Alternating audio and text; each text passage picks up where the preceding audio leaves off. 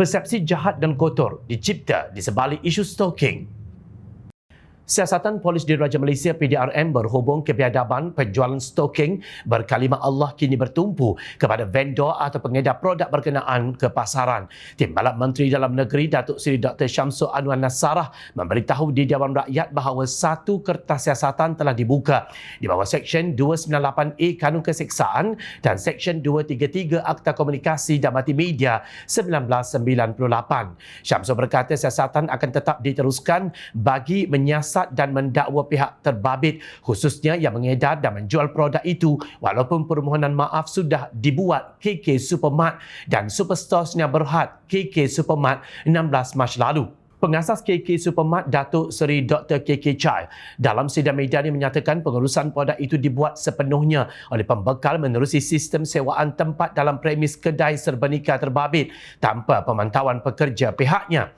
KK Chai berkata hasil pemeriksaan ke atas 800 cawangan KK Supermart di seluruh negara mendapati hanya 3 premis mempunyai stalking terbabit dan 14 pasang tertera kalimah Allah. Sesudah peristiwa itu, pihak kerajaan dicadang agar memperkuatkan undang-undang berkaitan pelindungan sensitiviti agama termasuk dalam bidang perniagaan. Pengarah Komunikasi Pemuda Amanah Nasional Asim Abdullah An-Lutfi berkata, langkah undang-undang yang lebih tegas akan memberi isyarat jelas kepada syarikat bahawa pelanggaran sensitiviti agama akan diambil tindakan serius. Katanya ia sekaligus mendorong mereka untuk mengambil langkah-langkah proaktif bagi mencegah kejadian serupa di masa depan. Kami ingin mengingatkan bahawa dalam era globalisasi dan media sosial yang pesat, setiap tindakan syarikat akan disorot dan berpotensi memberi impak besar terhadap reputasi mereka. Oleh itu, penting bagi syarikat-syarikat untuk lebih berhati-hati dan menghormati nilai-nilai agama tempatan dan mengambil langkah-langkah sesuai bagi mengelakkan kemungkinan konflik dengan pelanggan mereka, katanya menerusi satu kenyataan. Dalam kenyataan sama, beliau menyifatkan pihaknya memandang serius tentang isu penjualan stalking yang tertulis kalimah Allah yang dijual di 3 cawangan KK Supermart. Pemuda Amanah ingin menegaskan kepada pengilang, pengedar maupun peruncit akan lebih sensitif terhadap isu-isu agama, terutamanya berkaitan dengan kalimah Allah.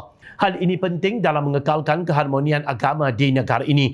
Pemuda Amanah menyeru KK Mart dan mana-mana syarikat yang lain seharusnya mengambil pendekatan lebih berhemah dalam menguruskan produk-produk, tegas beliau lagi. Namun begitu, sedarkah anda bahawa isu penjualan stalking yang tertera kalimah Allah itu kini menjadi isu yang diambil kesempatan oleh pihak tertentu dengan melakukan penghinaan secara terancang kepada Raja-Raja Melayu. Tersebar banyak hantaran di Facebook daripada pengguna berbeza yang menggunakan ungkapan sama susulan kes yang sedang disiasat.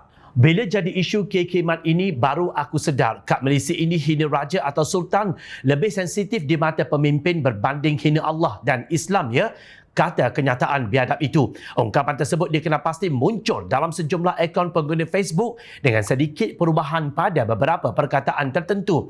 Kenyataan yang dibuat oleh pihak tidak bertanggungjawab itu dilihat cuba memainkan sentimen isu 3R iaitu agama, kaum dan raja di media sosial untuk membangkitkan kemarahan dan kebencian. Semakan yang dibuat wartawan Harapan Daily mendapati rata-rata individu yang memuat naik hantaran tersebut merupakan penyokong Perikatan Nasional PN.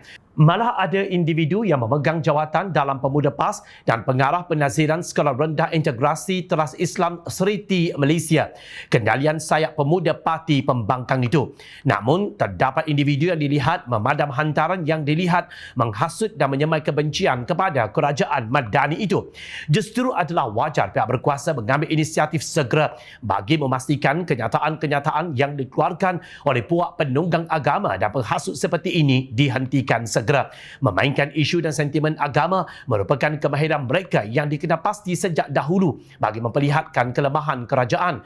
Perlu diingatkan kepada para penonton bahawa kenyataan daripada Jom Channel dan juga Harapan Daily sedikit pun tidak menafikan bahawa isu stalking yang tertera kalimah Allah itu merupakan isu yang sangat serius dan perlu diambil tindakan tegas. Namun di sebaliknya, lahir pula golongan yang mengambil kesempatan secara salah dengan merosakkan fabrik agama, bangsa dan kedudukan institusi diraja. Kenapa semua ini berlaku? Jawapannya mudah. Hanya dengan cara kotor ini sahajalah pada waktu ini jalan yang mereka ada untuk mencipta persepsi dalam merampas Putrajaya. Ia memalukan. Ingat, rakyat sentiasa memerhati